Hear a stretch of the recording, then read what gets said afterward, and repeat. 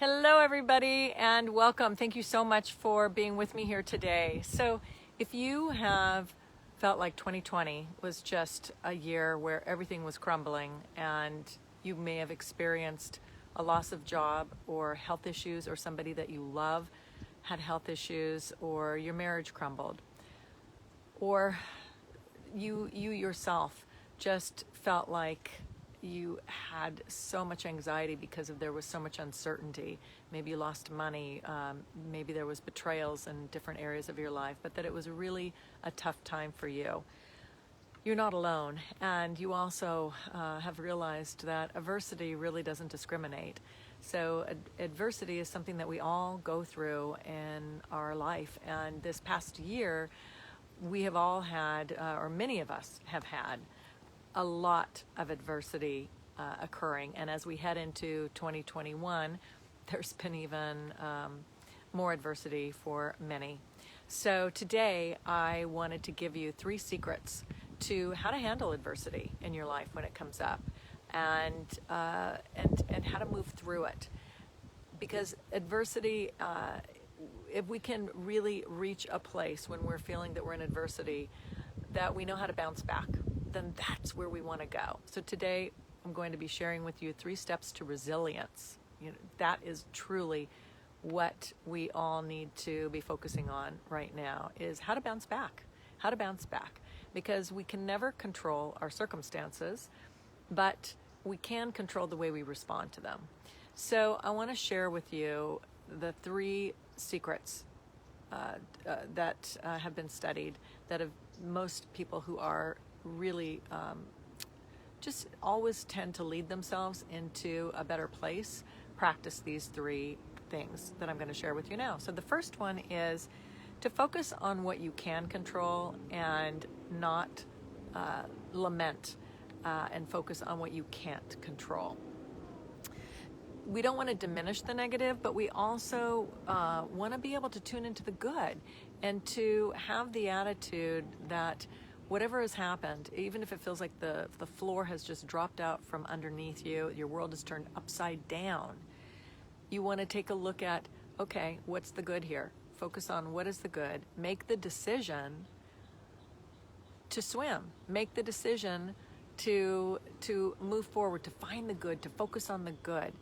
Because all of us, I remember when I was going through my divorce, there was so much heartache and devastation, and it was such a tough time for me. But I remember looking in the mirror and thinking, okay, Sherry, you can sink or swim. What's it going to be?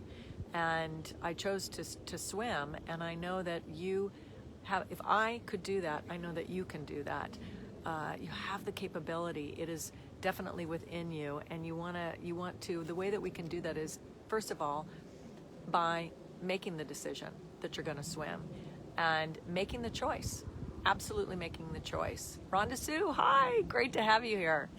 So that's super important, and it's really powerful. And once you make that choice, then something happens. You step into a whole new way of being. You hold yourself taller. You really do step into leading yourself in a way that will serve you. One of the ways that you can also step into looking at the good is to find gratitude every day. And they did a study where they put a group of people in a control group, and they asked them to think about every day 3 things, to write down 3 things that they were grateful for, 3 things that they found were good that day. And 6 months later, they found that all the people in that group were much, much happier than other people. So that's the first secret, is to focus on the good. Focus on the good. The second secret is that you want to look at what you're doing and ask yourself, the steps that I'm taking right now in this situation, right now, present tense, what I'm doing, is this supporting me or is it hurting me? Is it moving me forward towards where I want to go or not? And oftentimes when we're in a place of adversity, we put our energy on what's not working, what's lacking. We focus on the scarcity, and then our behavior and our patterns support that.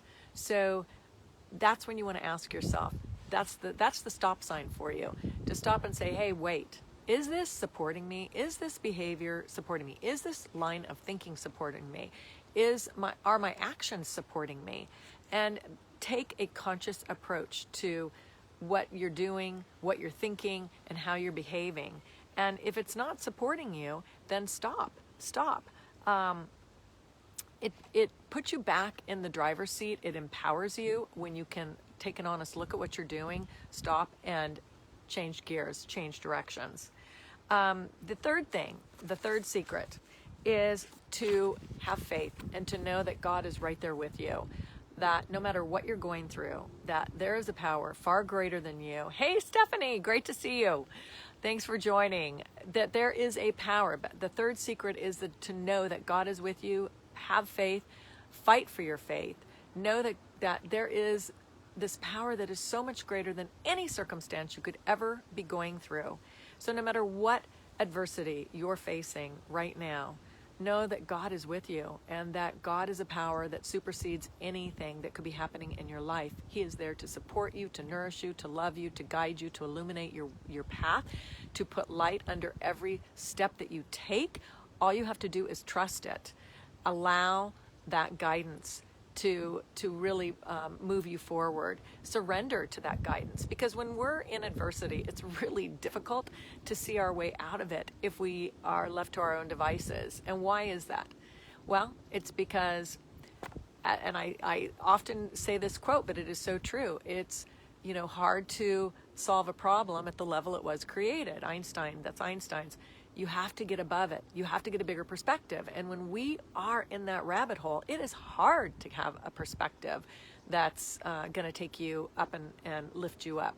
So if we turn it over to God, if we trust that He is going to guide us out of it, He will. Listen, whatever He leads you to, He gets you through. So whatever you're going through, just know that you can build that resilience. And those are the 3 ways to do it. To really look for the good, to ask yourself, are my movements moving me, really helping me or hurting me? And to have faith and trust that God is always there for you. This is something you can learn. It's not just a trait that certain people have. It is a learned habit. And when you step into that, you will build a foundation that is so strong that you will get through anything. And so I am sending you so much love, and I want to thank you so much for joining me and being here on my Soul Sparkle Saturday. I'm Sherry Nichols, and again, I thank you so much for being with me. Thank you for spending your time. Bye now.